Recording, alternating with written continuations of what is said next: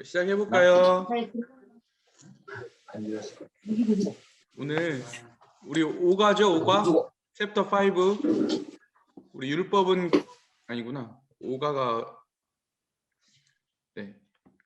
그 95쪽 더 나은 복음을 위해 율법을 덧입지 말라, 이 부분이죠. 시작하기 전에 우리 지난 시간에 뭐 배웠는지 우리 다시 한번 복습하고 시작할까요? 어떤 내용이 있었죠? 어떤 이야기가 있었나요? 내러티브. 어떤 이야기가 있었어요? 베드로 이야기가 있었죠? 설명해 주실 분? 어떤 이야기죠? 베드로?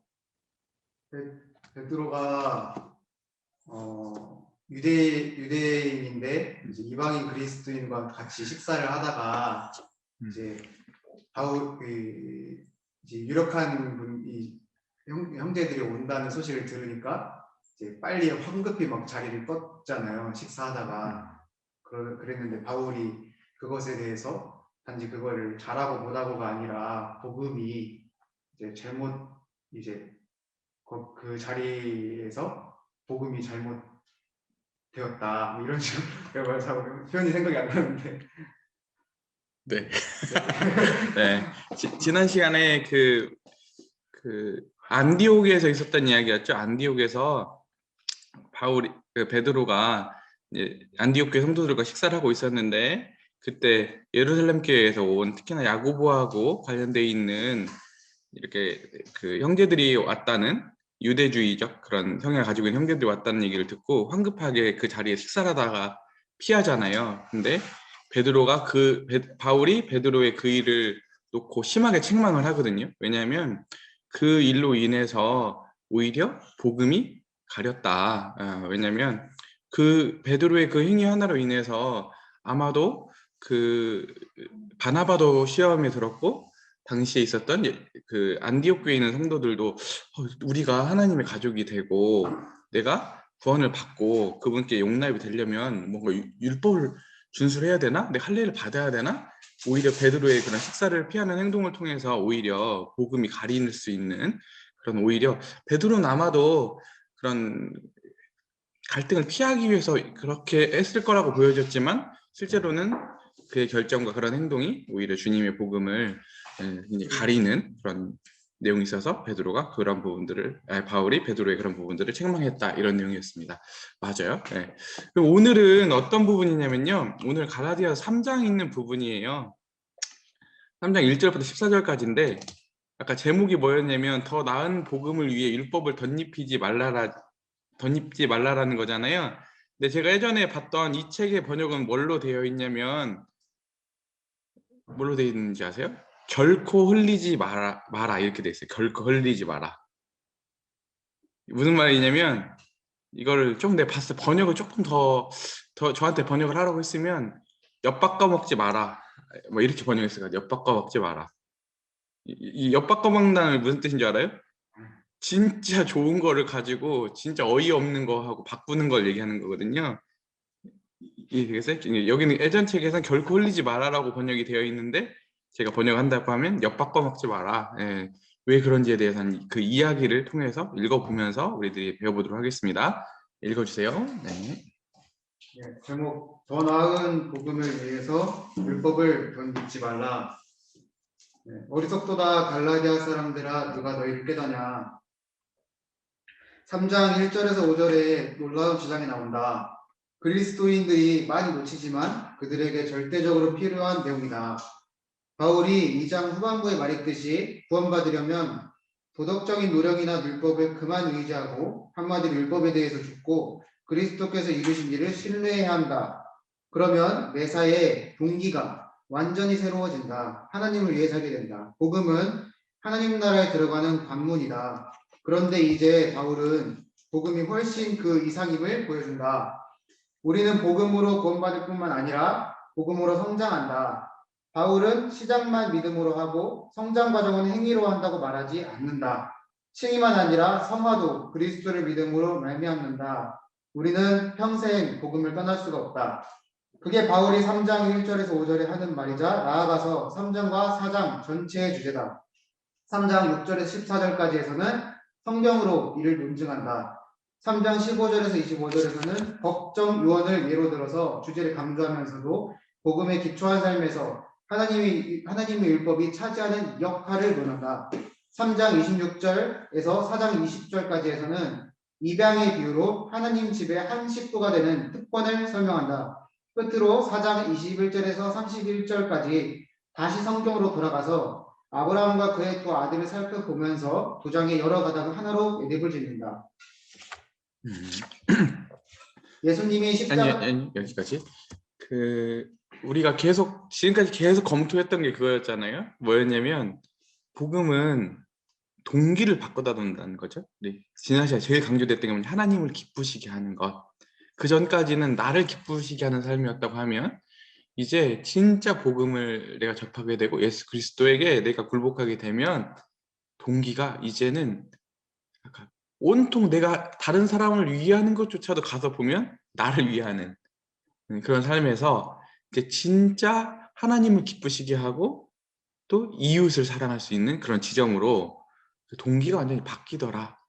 이거는 인간으로는 할 수 없는 지점들을 우리 주님의 은혜와 그런 믿음의 길로서만 가능하다. 이런 걸 계속 역설로 설명을 했었죠. 오늘 또 강조할 건데요. 근데 오늘 이제 다시 한번 저희가 처음 시작했을 때 제가 이런 말 했던 거 기억나요? 그 복음을 대부분 처음에 구원받을 때만 이렇게 사용하는 걸로 생각한다고 하는 거예요. 근데 저도 실은 이렇게 이해했거든요. 복음은 딱 구원받을 때만 필요하고 예수 영접할 때만 필요하고 그 이후에는 뭔가 성경에 심오한 진리들이 있어가지고 그런 것들을 습득해가고 그런 것들을 알아가는 게 성화라고 생각을 했거든요.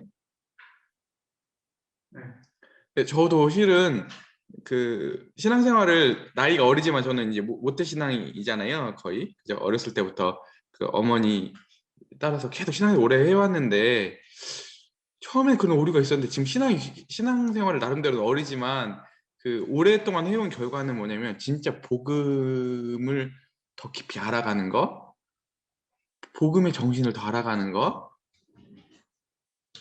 그게 성화예요. 이거는 그냥 제가 의례껏 하는 말이 아니라 오늘도 또 묵상해보고 또 묵상해보고 내 자신을 반추해봐도 다른 게 아니라 내가 복음을 다 아는 것 같아도 복음을 다 몰라요. 왜냐하면 내가 오늘도 뭘 깨닫냐면 내가 얼마나 아무것도 아닌 인간이라는 것을 매일 깨달아가. 이해되겠어요? 내가 예전에도 몰랐던 게 아닌데 오늘 또 새롭게 내가 아무것도 아니라는 걸 깨닫게 된다니까요. 그러니까 주님이 더 필요하다는 것을 예전에는 어떻게 보면 구라였던 것 같아. 주님이 필요하다는 게 진짜 내 마음에서부터 아니라 그냥 그 머릿속에서 이렇게 그냥 인지해서 한다고 하면 지금은 진짜 내가 아무것도 아니고 주님이 진짜 필요하구나라고 하는 게 그냥 내 안에서부터 이렇게 나오도록 되는 것 같아요. 그래서 여러분들이 진짜 겸손해야 되는 것 같아요. 뭐 특별히 예수님 믿고 나서 그 복음이 그때만 필요한 게 아니라 계속 우리 주님 만날 때까지 우리 그 복음이 계속 내면화되고 실은 내가 저번에 얘기했잖아요. 우리가 계속 재조정해가는 과정이다. 계속 알아가고 실제로 인생을 살아가는 만큼 계속 깨닫게 돼 있어요. 구조가. 와, 그래서 여러분들 진짜 우리 평생 동안 이 복음의 이 정수를 여러분들이 계속 알아가고 그 복음의 삶에 맞춰서 내 인격을 계속 바꿔갔으면 좋겠어요. 아멘이죠? 네. 그다음, 네. 예수님이 십자가에서 이루신 일 1절에서 3절까지 바울은 갈라디아 그리스도인들이 이 교회에서 그리스도께로 돌아온 정의를 환기시킨다. 한마디로 예수 그리스도께서 십자가에 못 박히신 것이 밝히 보였다. 밝히 보였다는 계기는 그들이 전해진 말씀을 듣고서였다. 여기 보았다는 말은 직설이 아니라 은유다. 예수 그리스도께서 십자가에 못 박히신 메시지가 전해졌다. 보다시피 메시지의 핵심은 어떻게 살아야 하는가가 아니라 예수님이 십자가에서 우리를 위해 이루신 일이다. 복음은 삶의 지침이기 이전에 역사적 사건의 공표다. 복음은 우리의 할 바에 대한 지식이기 이전에 우리를 위해 시행된 일에 대한 선포다. 그런데 이 메시지가 심령을 사로잡았다는 말과 함께 나온다. 예수님이 밝히 보였다. 밝기로 번역된 헬라어 단어는 그림같이 생생하게라는 뜻이 있다. 전달 방식의 위력을 가리키는 말일 것이다. 이들에게 전해진 말씀은 강의처럼 몸이 건조한 게 아니라 예수님을 그림처럼 묘사했다. 그리스도께서 하신 일을 청중에게 감동적으로 보여주었다. 이는 우리 복음이 너희에게 말로만 이룬 것이 아니라 또한 능력과 성령과 큰 확신으로 된 것이니라. 그리스도인은 예수님에 대해 아는 사람이 아니라 십자가에 달리신 그분을 본 사람이다. 그분의 죽음 자체만이 아니라 그게 우리를 위한 죽음임을 볼 때 우리 마음은 감화를 입는다.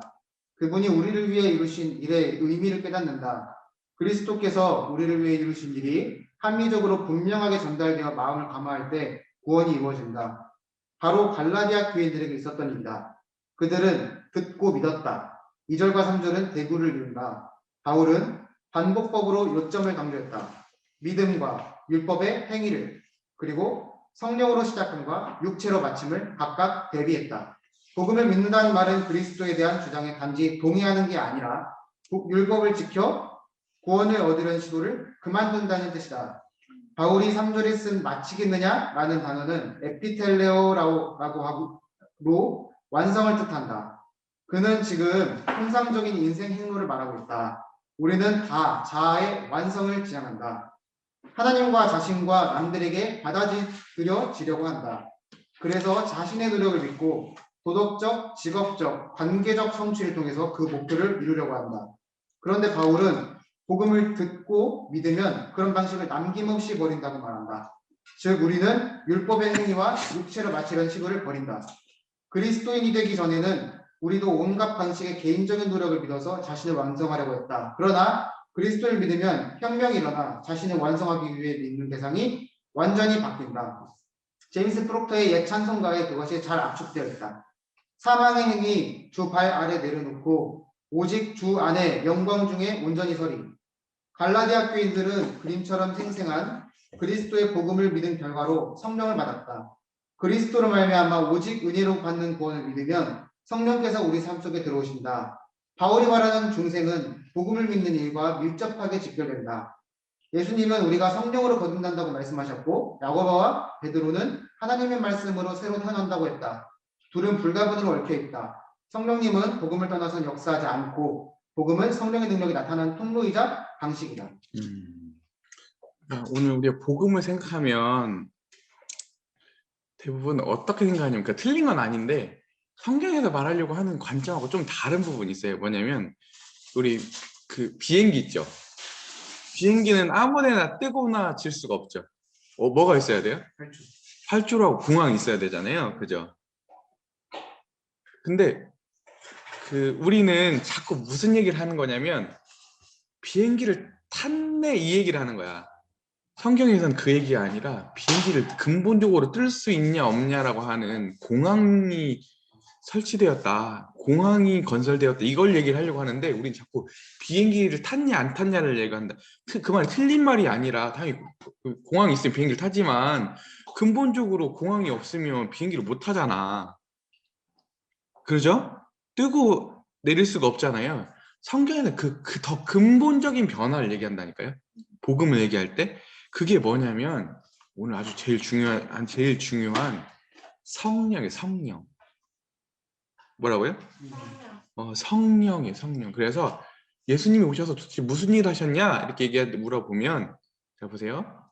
그분이 오셔서 하신 일은 뭐냐면 성령을 부어주신 거예요. 뭐라고요? 성령을 부어주신 거예요. 그러니까 예수님 오시기 전하고 예수님 오시기 하고 후의 차이점은 뭐냐면 성령이 오셨느냐 아니냐의 차이예요. 그래서 요엘서에 예언이 있고 사도행전에 그걸 받아가지고 베드로가 설교를 하잖아요.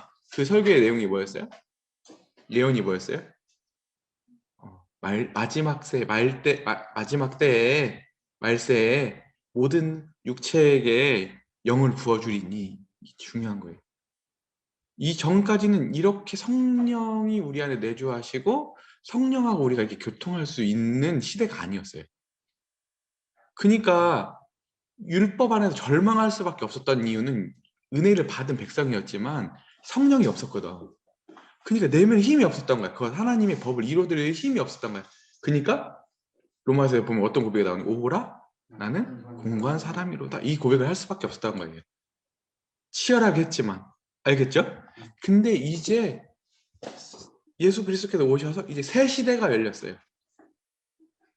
예수님 오셔서 성령 십자가를 통해서 구속을 이루셨을 뿐만 아니라 모든 사람, 모든 육체에게 성령을 부어주셨어요. 이게 어마어마한 거거든요.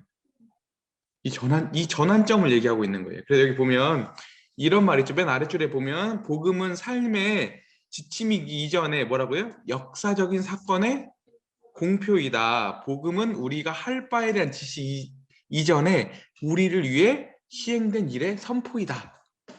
그러니까 인프라가 구성돼야 되는 게 더 중요한 거거든요. 근데 우리 자꾸 내 경험이 더 중요하다고 얘기하려고 하는데 경험이 중요하지. 근데 인프라가 없으면 경험도 없어요.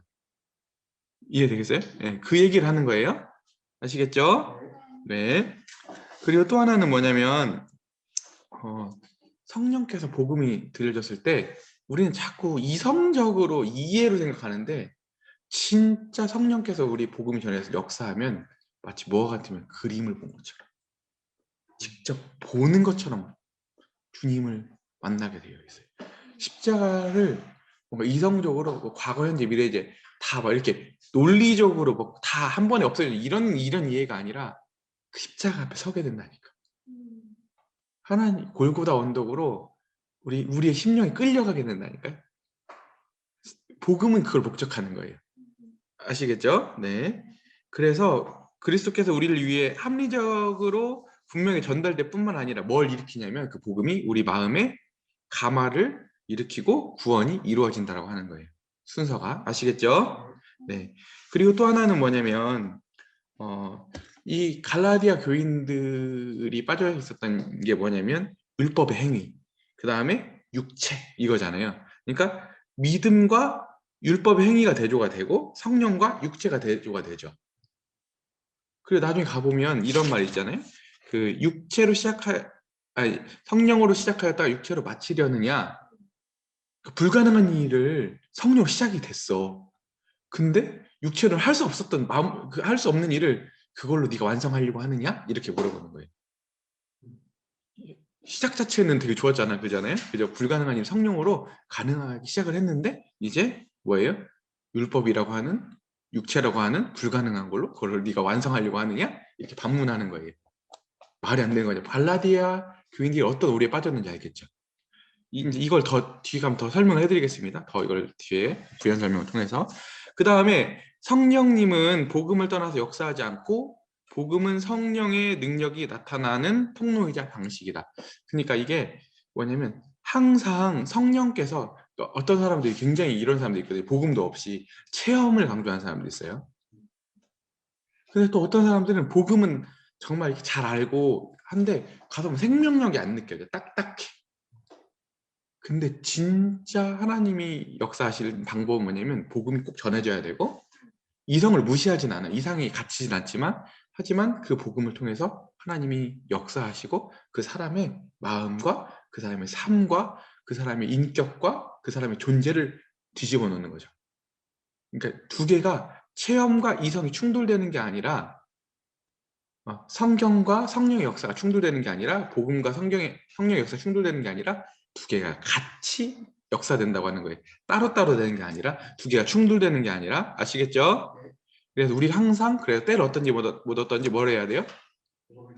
복음으로 우리들 도전해야 되고 복음을 진짜 전할 때 그 사람들이 하나님 그 방법이 아니고서는 어쩔 수 없기 때문에 성령의 체험, 구원의 그런 역사적 체험을 할 수 없기 때문에 우리들이 진짜 부지런히 복음을 전해야겠죠. 어떻게 보면 미련한 방법인데 하나님께서는 그 방법을 통해서 영혼을 얻기를 기뻐하시기 때문에 그래요.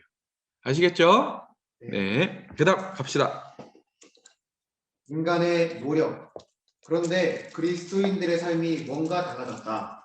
십자가에 못 박히신 그리스도를 듣고 믿었던 그들, 성령을 받았던 그들이 어리석게도 꾀비에 넘어갔다. 그래서 바울은 대충 넘어가지 않는다. 도대체 무엇이 문제인가? 3절에서 바울은 갈라디아 그리스도인들과 거짓 교사들을 준엄하게 질타한다. 그의 말마따나 한번 우리 삶 속에 들어오신 성령님은 계속 우리 삶을 주관하셔야 한다. 그는 강경하게 2번이나 그렇게 말한다. 너희가 이같이 어리석으냐? 성령으로 시작하였다가 이제는 육체로 마치겠느냐? NIV에는 인간의 노력으로 의역되어 있으나 헬라어 단어 사르키의 문자적 의미는 육체다. 이제는 육체로 목표를 이루겠느냐? 이 단어가 2절의 율법의 행위와 대구를 이름으로 NIV 번역지는 육체로의 의미를 복음을 기억하거나 믿지 않고 자신을 믿어 완성을 이루려는 노력이라 보았다. 내가 섬기는 교회 행정목사였던 딕 카우프먼은 이렇게 말했다. 그리스도인들은 생각하기를 구원은 복음으로 받지만 성장하려면 성경 원리들을 삶 전반에 적용해야 한다고 여긴다. 하지만 사실 우리는 복음으로 구원받을 뿐 아니라 복음을 삶 전반에 적용하여 성장한다. 5절로 가면 바울의 어조가 한층 더 강경해진다. 시제를 현재로 바꾸어서 지금 성령님께서 역사하여 능력, 즉 기적까지도 행하심은 그들이 더는 율법 행위에 의지하지 않고 듣고 믿음 때문이라고 했다. 그리스도인이 자신의 행위에 의지하지 않고 계속 의식적으로 그리스도께만 의지하여 받아들여지고 완성되어 갈 때 그때 성령님 역사하신다. 바울은 성령님과 복음을 때려야 뗄 수 없게 연결시키신다. 우리가 복음을 삶 속에서 적용하며 실천하려고 할 때 성령님도 역사하신다.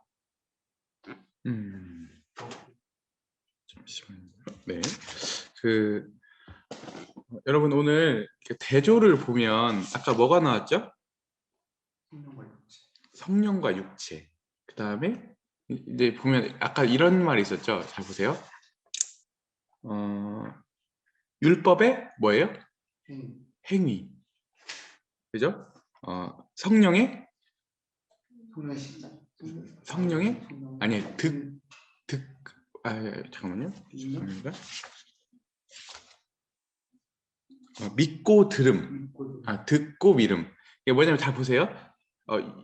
율법의 행위라고 하는 것은 뭔가 내가 주체가 되죠. 근데 듣는다는 거 보세요. 듣는다는 건 피동적이잖아요. 뭔가 수동적이거나. 그 다음에 보세요. 육체의 일이라고 해요. 육체의 일. 갈라디아에서는 나중에 가보면 성령의 열매 이렇게 하거든요. 육체의 일은 뭔가 내가 수고해야 되잖아요. 그죠? 뭔가 성령의 열매는 뭐예요?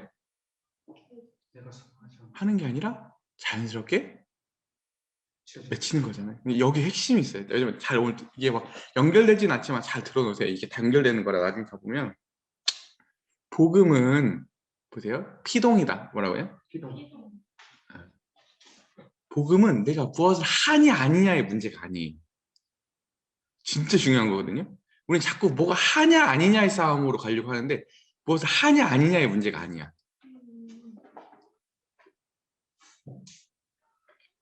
왜냐면 나중에 가보면 뭐랑 연결이 되냐면 여러분 우리가 베드로가 젊었을 때는 어떻게 되죠?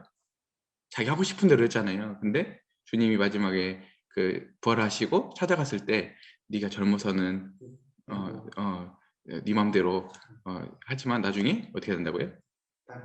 다른 사람들에 의해서 팔 벌림 받으리라?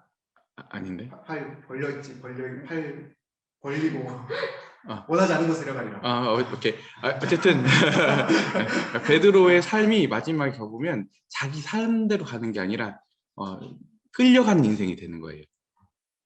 이게 무슨 뜻일까? 이해되겠어요?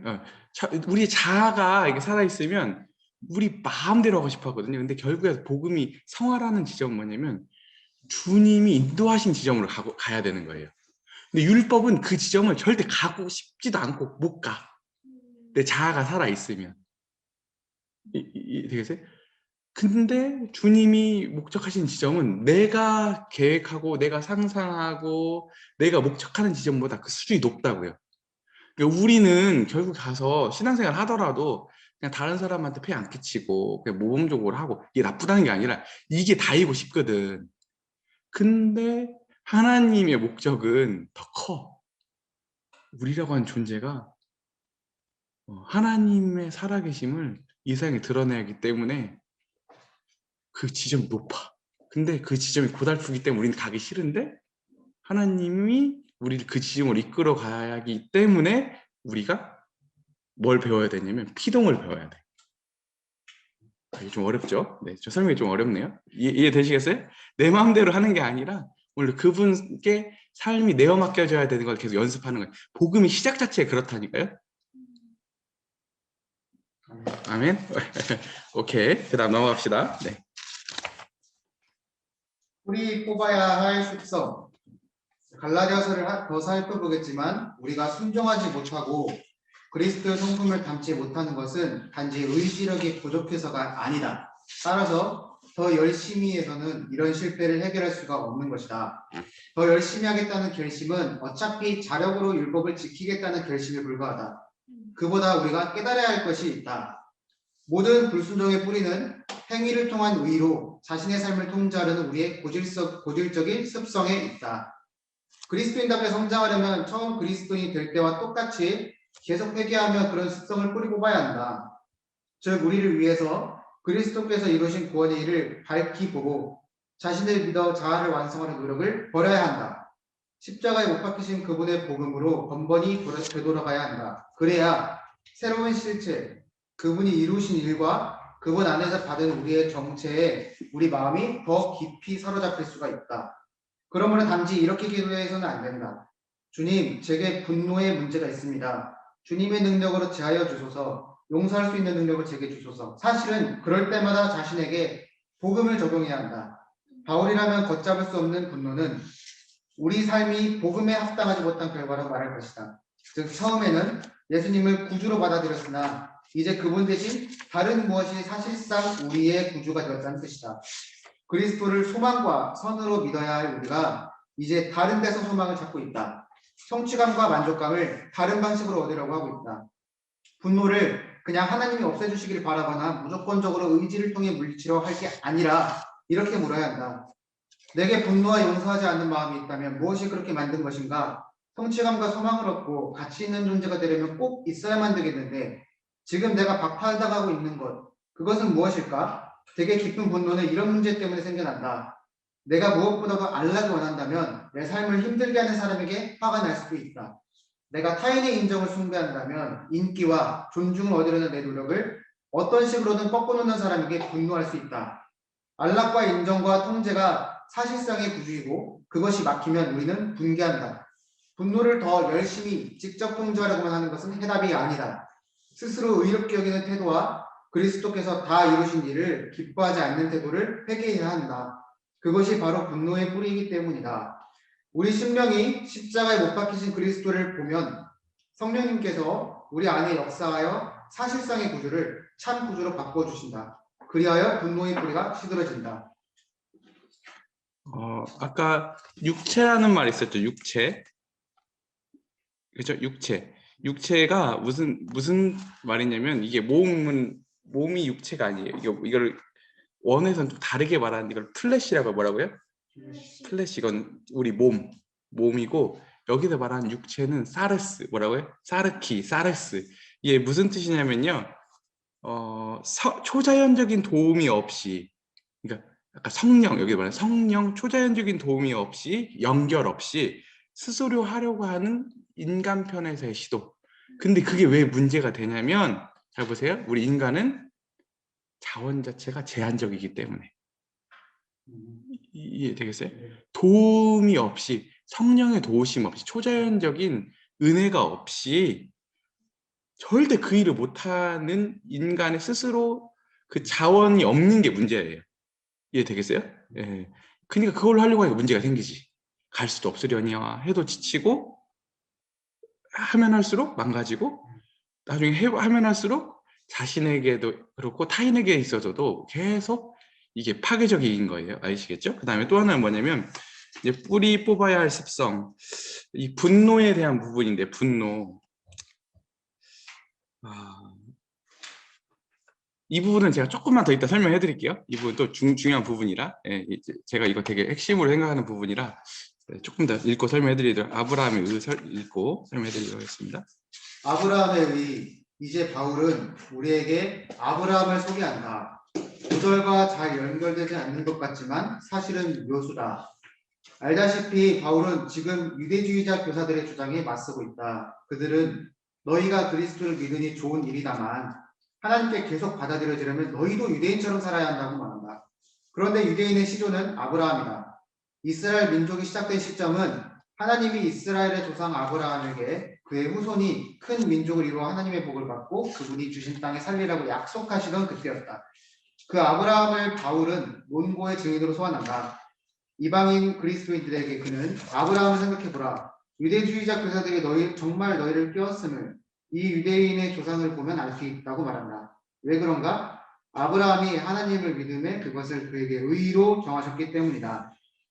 아브라함의 가장 중요한 점은 그가 믿음이 있는 사람이라는 사실이다. 바울의 말은 유대민족의 시조와 창시자인 그도 내 말에 동의할 것이다 라는 뜻이다. 6절에 바울은 창세기 15장 6절을 인용했다. 바울이 쓴 헬라어 단어 엘로기스세는 말한다는 뜻의 로고스에서 파생되었다. 대개 회계 용어로 돈이 수용되어 특정 용도의 대금으로 정산된다는 의미로 쓰였고 여기서는 선언되다, 여겨지다 라는 뜻이다. 간주되다 라는 단어도 대체로 같은 뜻이다. 즉 이전에 없던 지위가 어떤 대상에게 전가된다. 임대 후 구입 조건으로 집을 빌릴 경우에 나중에 원하면 그간의 임대료로 그 집을 구입할 수가 있다. 구입하기로 결정된 순간 여태 지불한 임대료가 융자 상환금으로 반수된다. 그 돈에 새로운 지위가 전가된다. 그렇다면 아브라함의 믿음을 그에게 의로 정하셨다는 말은 무슨 뜻일까? 물론 하나님의 말씀과 약속을 믿으면 그 결과로 의로워진다. 하나님의 존재를 믿고 또 우리가 그분께 순종하고 예배함이 마땅하다고 믿는다면 거기서 의로운 삶이 흘러나온다. 그러나 본문의 의미는 그 이상이다. 믿음이 의로 여겨졌다는 말은 직관에 반하는 특이한 개념이다.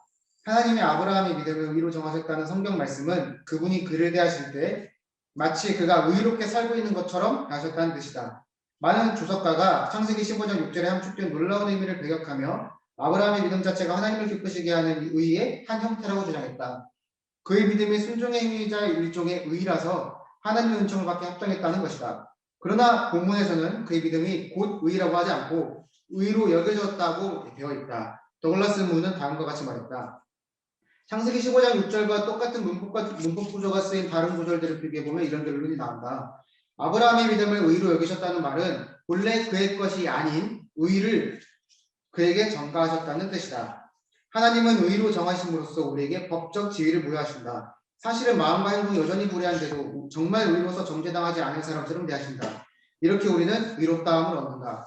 이는 모든 전통 종교에 어긋난다. 일반 종교에 따르면 우리는 의로운 삶으로 신을 기쁘게 하여 신에게 받아들여지거나 아니면 불의한 삶으로 신으로부터 멀어지거나 둘 중 하나이다. 하지만 바울이 보여주듯이 부족한 죄인의 상태로도 하나님의 사랑과 수용을 받는 게 가능하다. 마틴 루터의 유명한 말만 따나 그리스도인들은 의인인 동시에 죄인이다.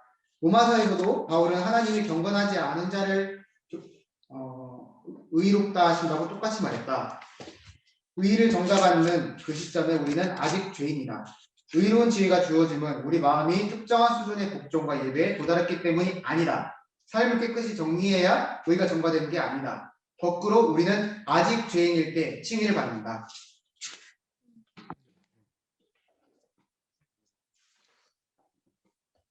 천천히 읽어주세요. 그 엑센스 너무 넣지 말고 힘빼 긁어요.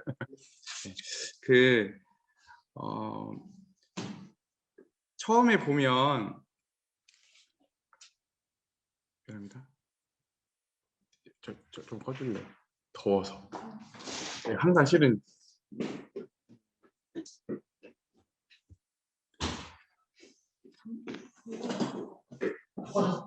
오케이.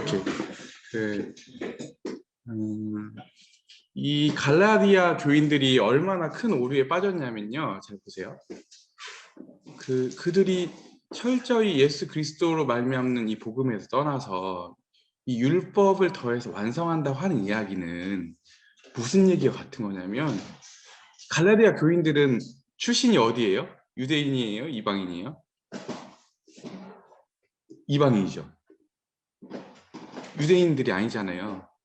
그러면 더군다나 이 갈라디아 교인들이 의롭게 된다는 것 자체가 아까 율법을 지켜야 된다고 하면 이게 가능하겠어요? 출발 자체가? 그들의 근간 자체가 이방인인데 이해되시세요? 그리고 또 하나는 뭐냐면 오늘 아브라함의 의의가 등장하잖아요. 아브라함을 보면 아브라함은 뭐예요? 이 믿음의 조상이죠. 믿음의 조상이라는 말은 뭐냐면 하나님이 아브라함을 어떻게 구원했죠? 믿음. 언제? 약속하실 때. 약속을 약속하실 때. 약속 그 약속. 언제요? 언제? 그 언약 하지 않았어요? 죄송. 아, 정신이 더 헷갈리네. 아, 이게 무슨 뜻이냐면요. 잘 보세요. 잘 들어보세요. 조금 더 읽고 할게요. 정신없네. 읽어주세요. 아브라함 믿음처럼 조금만 믿고. 천천히 읽겠습니다. 네, 죄송해요. 네, 네. 잠깐만요. 저도 헷갈리네요. 아브라함의 믿음처럼이죠. 네. 그래서 바울은 믿음으로 말미암은 자들은 아브라함의 자손이라고 말한다. 중요한 것은 아브라함의 육적 자손이 아니라 영적인 자손이다. 믿음으로 말미암은 자는 아브라함과 함께 복을 받느니라. 아브라함처럼 믿음으로 말미암는다는 말은 무슨 뜻인가? 첫째, 그에게서 보듯이 구원의 믿음은 복음의 약속을 믿는다. 아브라함이 하나님을 믿음에 그것을 그에게 의로 정하셨다. 보다시피 아브라함이 신의 존재를 믿었다고 하지 않았다. 신의 존재를 믿는 것은 구원의 믿음이 아니다. 그보다 그는 하나님이 실제로 하신 말씀, 즉 구원하시겠다는 약속을 믿고 신뢰해야 했다. 신의 존재를 믿지 않고는 하나님을 믿을 수 없지만 하나님을 믿지 않고도 신의 존재를 믿을 수는 있다. 구원의 믿음은 막연하게 신의 존재를 믿는 일반적인 믿음과는 다르다. 성경의 교리와 가르침 전반을 믿는 것도 다르다. 둘째, 아브라함에게서 보듯이 구원의 믿음은 우리의 행위가 아니라 하나님의 공급을 믿는다. 그는 무자했고 아내도 불임 상태였다. 그가 자식을 낳을 수 없는데도 하나님은 그의 후손이 별처럼 많으리라고 약속하셨다. 장차 하나님이 역사 속에 친히 오셔서 인간의 능력을 조금도 의지하지 않고 놀라운 일을 행하실 것이다. 약속된 상속자는 전혀 아브라함에게 달려있지 않고 전적으로 하나님께 달려있었다. 그는 그 일을 행하실 하나님을 믿어야 했다. 그리고 창세기 15장에 보듯이 정말 믿었다. 그, 아브라함이 어떤 약속을 믿고 의롭다움을 얻냐면 그가 어땠을 때? 자식이 없을 때, 무자했을 때, 소망이 없을 때 하나님이 모래알처럼 별들처럼 너의 후손들이 이렇게 많아질 거다 했는데 그것을 믿으니까 그 믿음을 뭘로? 하나님이 의로 여겨주셨다. 여기 설명이 무슨 뜻이냐면 아브라함은 저번에 제가 믿음 설교했을 때 똑같은 내용을 설명했었는데 우리 안에는 뭐가 없어요? 의가 없어요. 우리 안에 뭐가 있죠? 믿음. 우리 안에는 그 믿음, 내가 가진 믿음이 아니라 하나님께서 선물로 주신 그 믿음이 우리 안에 있어요. 그 믿음을 뭘로 여겨주신다고요? 그 믿음을 의로 여겨주신다 하는 뜻이 아까 뭐 여기 어려운 말들 있었잖아요. 임대후 구입 조건으로 막 그 쭉 있는 말이 그 말이에요. 우리 안에서는 의는 없는데 하나님이 보실 때 우리 안에서는 너 나하고 올바른 관계 있어 이렇게 말해줄 게 전혀 없는데 그가 하나님을 믿으니까 그 믿음을 뭘로 여겨주셨다고요? 너 나랑 의로운 관계 있다. 그 믿음을 의로 여겨주셨다라고 하는 거예요. 이해되겠죠? 네. 그리고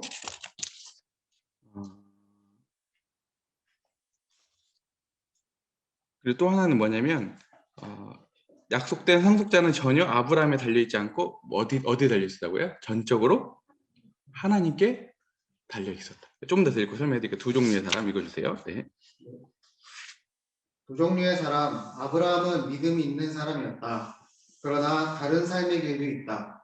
우리는 율법 행위에 속할 수도 있는데 이런 사람은 그 가운데에서 살게 된다. 율법 가운데서 살게 된다. 무엇 가운데에서 즉 무엇으로 산다는 말은 행복과 만족을 거기에 의존한다는 뜻이다. 무엇으로 살든 그것이 사실상 우리 삶의 핵심이다.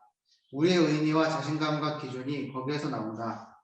여기 아주 유익한 질문이 있다. 나는 무엇으로 사는가? 내 삶의 기초는 무엇인가? 그것만 잃으면 내 삶이 남지 않을 것처럼 느껴질 그것. 그게 무엇인가? 이런 물음을 통해 우리 삶의 기반이 드러난다. 아브라함 같은 믿음이 있으면 복을 받지만 율법으로 살면 그 결과로 저주 아래에 놓인다. 이 저주에는 두 가지 측면이 있다.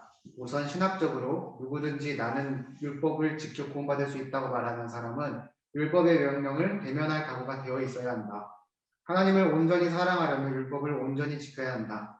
하나님께 저주 대신 복을 받으려면 율법의 요구를 전부 충족시켜야 한다. 그런데 이는 불가능한 일이다. 따라서 율법의 행위로 구원받는 사람은 객관적인 저주 아래에 있다. 그러다 보니 누구든지 자력구원을 추구한 사람은 심리적으로 주관적인 저주를 경험한다. 행위로 구원받으려면 깊은 불안과 초조가 기본으로 뒤따른다. 기준이 무엇이든 자신이 그 기준에 충분히 부합한다고 결코 확신할 수 없기 때문이다. 그래서 비판에 과민해지고 시기하고 나보다 잘하는 사람에게 기가 죽는다. 자신의 수준을 몰라서 불안하고 소심해지거나 자신의 수준을 억지로 확신하려고 자랑하고 누스댄다. 둘 중 어느 쪽이든 저주받고 정죄당하는 느낌을 안고 살아간다. 계속 읽어주세요. 저주가 거치다. 그렇다면 어떻게 저주에서 벗어나서 모든 이방인에게 약속된 복을 누릴 수 있을까? 물론 전적으로 예수님이 이루신 일 덕분이다. 그분은 우리를 위하여 저주를 받은 바 되사 우리를 복으로 이끄셨다. 바울은 나무에 달린 자는 하나님께 저주를 받았음이니라라는 신명기 21장 23절 말씀을 인용했다. 구약시대의 사형 집행은 대개 돌로 쳐 죽이는 방식이었다. 하나님께 버림받았다는 상징으로 그 후에 시체를 나무에 매달았다. 나무에 달렸기 때문에 저주받은 게 아니라 저주받은 표시로 나무에 달렸다. 바울은 이를 그리스도와 연관시켰다. 하나님께 버림받는 저주를 경험하셨다는 표시로 그분은 십자가라는 나무에 달려 처형되셨다. 거기서 우리를 위하여 저주받아 율법의 저주에서 우리를 해방하셨다. 여기 위하여라는 말은 대표하여, 대신하여라는 뜻이다. 즉 예수님은 우리의 대속물이 되셨다. 그분이 우리 몫인 저주를 받으심으로 우리는 그분 몫인 몫을 받게 되었다. 우리의 죄와 저주는 그분께 전가되었고 그분의 의와 복과 성령은 우리에게 전가되었다. 양방향의 전가다. 바울의 표현에서 보듯이 예수님은 우리를 속량하시려고 단지 저주받으신 게 아니라 저주가 되셨다. 이는 고린도후서 5장 21절과 맥을 같이 한다. 하나님이 죄를 알지도 못하신 이를 우리를 대신하여 죄로 삼으신 것은 우리로 하여금 그 안에서 하나님의 의가 되게 하려 하심이라. 예수님은 마치 죄인처럼 취급되셨다. 악인이 져야 할 모든 법적인 책임이 그분의 책임인 것처럼 여겨졌다. 법적으로 말해서 모든 것이 그분의 죄가 되었다. 이것을 깨닫는 것이 왜 그렇게 중요한가? 믿을 때 우리에게 벌어지는 일이 그 속에 충족적으로 선포되어 있기 때문이다. 예수님이 우리를 위하여 죄인이 되심으로 우리도 똑같은 방식으로 의롭게 되었다. 그분이 받으신 저주는 하나님이 그분을 죄인으로 여기셨다는 뜻이다. 마찬가지로 우리가 받는 복은 하나님이 우리를 완전히 의롭고 흠없는 존재처럼 여기신다는 뜻이다. 구원의 의미는 용서보다 훨씬 크다. 우리는 과거를 청산받는 정도가 아니라 하나님 보시기에 온전해진다. 그리고 그분 보시기에 온전한 상태로 유지된다. 신이 저주가 되어 우리에게 복을 주시는 그리스도의 죽음을 처음 시작할 때만 믿고 그 후에는 육체로 지속하는 게 아니다. 이는 마치 이제부터 이어질 복은 우리 힘으로 얻어내야 한다는 뜻이 말이다. 이는 어리석은 일이다. 이후의 여정도 시작할 때와 똑같다. 십자가에 못 박히신 그리스도를 알고 신뢰함으로 우리 심령이 녹아지고 빚어진다. 우리는 평생 복음을 벗어나지 않는다. 그럴 수도 없고 그럴 필요도 없다. 보세요. 복음을 오늘 한마디로 정의하라고 하면 하나님의 시야로 나를 보는 거예요. 뭐라고요? 하나님의 시야로 나를 보는 하나님의 시야로 나를 보는 거다. 그래서 오늘 여기 보면 그 복음을 이해할 때 아주 중요한 부분이 나오는데 자리를 바꿈. 뭐라고요? 자리를 바꿈. 그 오늘도 우리 로마서에서 보면 로마 4장에서 보면 어떤 말씀이 있냐면 4장 25절에 보면 이런 말씀이 있어요. 왜냐면 예수는 우리 범죄함을 위하여 내어줌이 되고 우리 의롭다 하심을 다시 살아나셨느니라 이 말씀이 있죠. 이게 뭐냐면 중요한 키워드가 전가예요. 뭐라고? 전가. 예수님의 십자가에서는 우리의 죄가 어떻게 된 거예요? 예수님에게 전가됐어요. 실제로는 우리가 있어야 될 자리에 누가 가신 거예요? 예수님이 가신 거죠. 그리고 우리가 의롭다함을 얻는 자리는 우리 자리가 아니잖아요. 누구 자리였어요? 의로운 분 누구밖에 없어요? 이 세상에서? 예수님. 예수님밖에 없었잖아요. 인간으로서 율법의 요구를 다 완성하신 분은 예수님밖에 없어요. 예수 그리스도밖에 없잖아요. 우리는 그 자리에 원래 설 사람들이 아니고 그 자리에 설 수 있는 자들도 아니죠. 네. 그런데 어떻게 됐어요? 우리가 우리가 그 자리에 서게 되었죠. 네. 그게 뭘로 가능하게 되었어요, 여러분? 예수 다시 한번 해요. 뭘로 가능하게 되었어요? 성령, 내 노력으로? 성령이 내가 그래도 뭔가 해서 내가 조건을 만들어서 오늘 계속 무슨 키워드가 뭐예요? 누가 하셨기 때문에? 하나님이 그 일을 주도권을 가지고 하셨기 때문에. 근데 놀랍게도 뭐냐면 왜 사람들이 왜 유혹에 빠지냐면 잘 보세요. 하나님이 하셨다는 것 자체가 확인이 안 돼. 내 편에서. 그러니까 자꾸 내 편에서 확인을 하고 싶은 거야.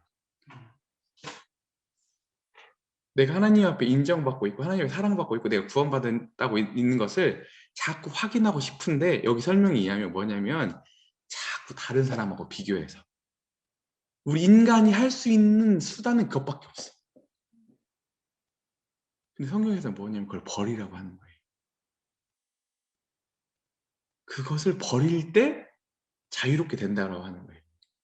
우리는 그 전까지 아무리 여러 가지 포장을 하더라도 내가 다른 사람과 비교해서 저 사람보다 낫다라고 하는 것으로밖에 자신의 정체성을 확인할 길이 없다니까요. 근데 복음은 뭐냐면 이제 당신이 수용되었고 이제 하나님의 아들이 되었고 하나님의 시각으로 너를 봤을 때 너는 이미 뭐기 때문에 의롭다 하면 이미 얻을 거기 때문에 그게 아니라 이미 얻었기 때문에 그 시도를 하지 말아라. 이 얘기를 하는 거예요. 아시겠죠? 아시겠어요? 네. 네.